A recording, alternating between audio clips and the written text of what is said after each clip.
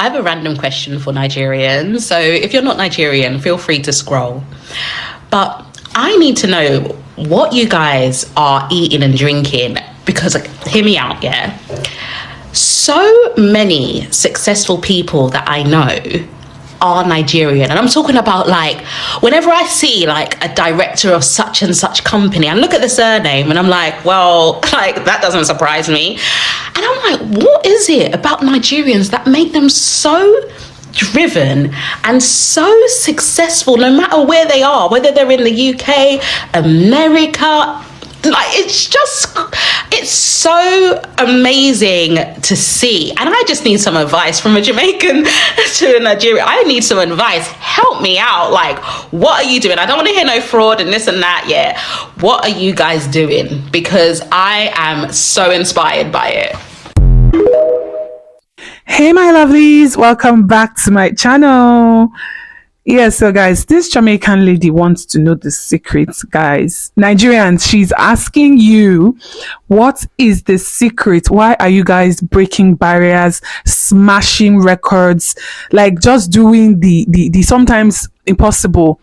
You know, like, how are you guys doing this? Especially in other people's country where, you know, you are supposed to struggle because it's not your home base. Like, how are you guys just like being successful everywhere, all over the place? This Jamaican lady wants to know why, and she's throwing this question out there to Nigerians, right? Okay, so before I give my own 2 cents, I am going to read some of the comments, like the replies that some Nigerians actually give to her. I'm going to read it first.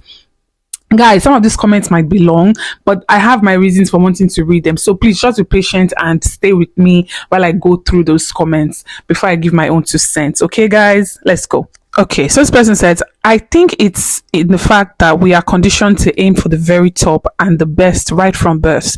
It's a culture of success. No parents just let you be because you are their chance to prove that they have made something of themselves. This behavior is handed down from generation to generation. No other country would name a brand of generator, I better pass my neighbor. Catch my drift?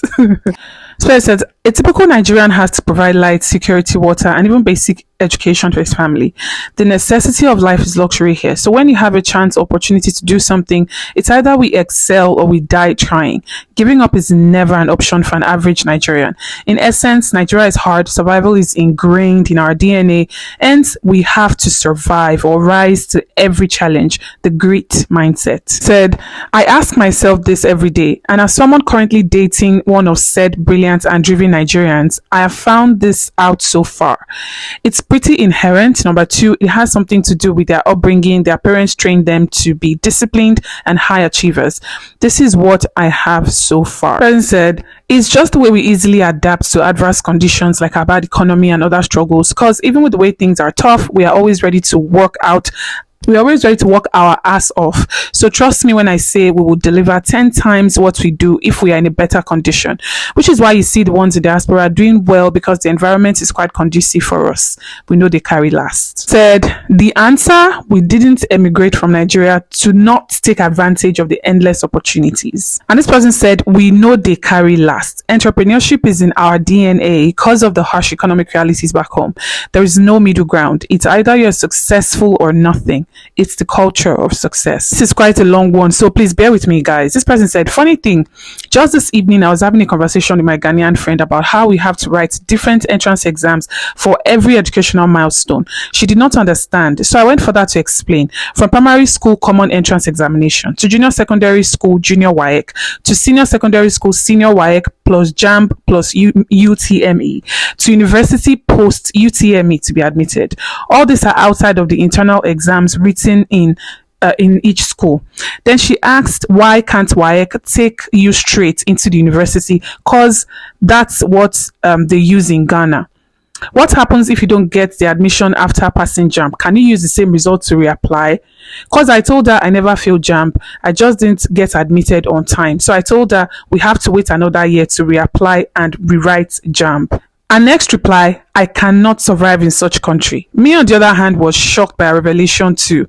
And I said, now, when you hear Nigerians are doing well academically abroad, now we both know why. Guys, you know, I was very surprised the first time I heard that, you know, you only need to pass WAEC to get into university in Ghana. And I'm thinking in my head, like, what? In Nigeria here, where you write JAMB first, then after you've written your WAEC, you write JAMB, then you still write post JAMB to see if you get an admission. And this is not even including all the other things that you might need to get in, to boost your grade, like all these NAPTEB and NICO and all of. Oh my goodness. It's a battlefield. And that is why when Nigerians travel abroad, especially education wise, they just blast through everything because it's a cakewalk for most Nigerians, especially when you've been through the grinder in this country, honestly. Anyways, moving on. The person said consistency, dedication, and discipline are the secrets. And said, we are determined people, purpose driven because we know where we are coming from. The country already tailored us so that we think abstract, out of the box, and fast too. Another person said, our background is the answer. When you know where you come from and how many folks are looking up to you, you have no excuse than to be driven. The success you see also comes with a lot of sacrifice too. I can tell you for free. Nigerians are doing the most in the diaspora and in a good way, positively, honestly. Let me tell you that despite all of the challenges, there has been no better time to be Nigerian, in my opinion, because, I feel like more than ever before, a lot of people are coming out against this stereotype. And I really appreciate the fact that this Jamaican lady even came out and she was like, I don't want to hear fraud and stuff, because she knows that, she's talking about people that she has seen doing legit.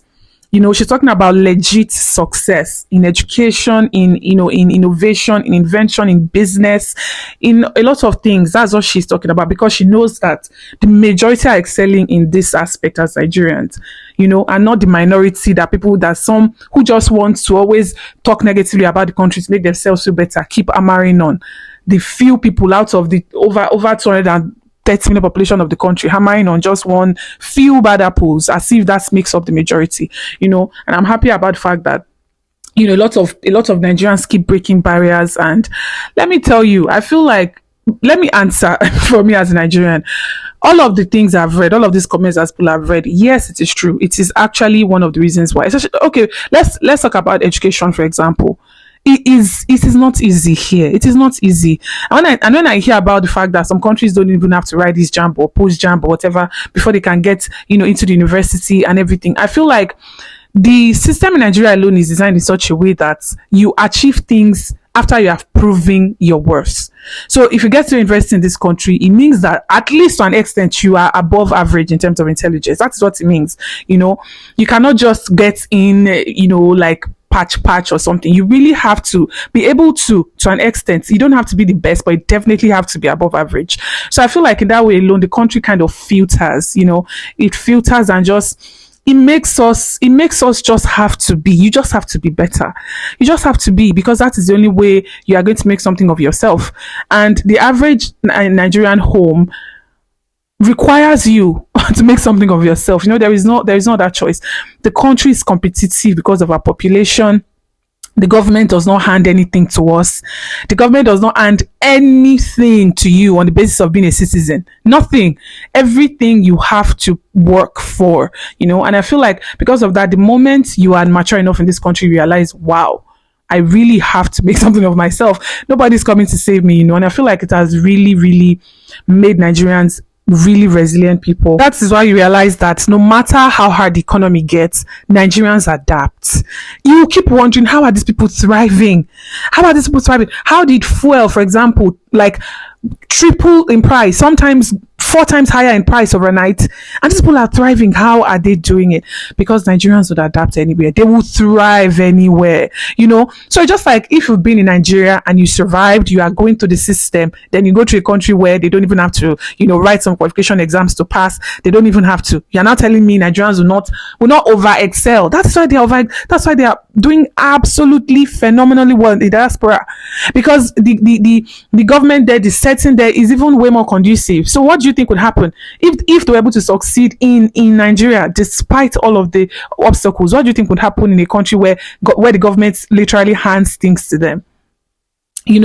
And I feel like some of these things that we do see as negative sometimes has really shaped us to be one of the most incredible, in one of the most resilient people on the planet that you'd ever find. And I feel like that is something to be proud of. That is a silver lining. Not to be proud of the challenges, of the country, or, some of the fact that the areas in which the government is lacking and still continues to lack. But I would always be proud of Nigerians as a people. I might not be proud of the government, but I would always be proud of Nigerians as a people. And despite all of these challenges, Nigerians are some of the happiest people you'd ever find. They're able to find humor in everything. It is just incredible. Anyways, let me stop here. Let me know what you guys think in the comment section. Are you going to answer this Jamaican lady, or you are going to just give your own 2 cents on the video? Let me know.